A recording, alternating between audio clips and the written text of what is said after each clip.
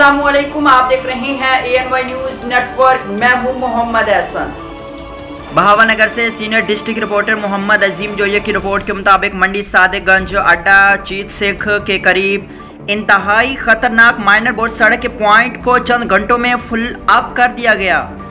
गुज़श्ता 5 सालों में सड़क का 10 से 15 मिनट एरिया माइनर बोर्ड होकर इंतहाई खतरनाक जानलेवा पॉइंट की शक्ल इख्तियार कर चुका था, जिसको मंडी सादेगंज के सीनियर साफ़ी मोहम्मद अजमल भट्टी, मोहम्मद जावेद जोया, मोहम्मद अजीम जोया, शेख नईम अहमद ने ज़ाती तौर पर इत्तेहाद प्रेस क्लब तहसील मिंचनाबाद, इंसाफ प्रेस क्लब मंडी सादेगंज की इज्तिमाई काविशों और कोशिशों से सड़क का खतरनाक पॉइंट चंद घंटों में महकमा हाईवे के मुतलका बेलदारों ने फुल अप कर दिया और ज़ेरे नज़र तस्वीर में लाल पगड़ियों में मौजूद बेलदारों को बरसों बाद सड़कों के किनारों पर देखा गया।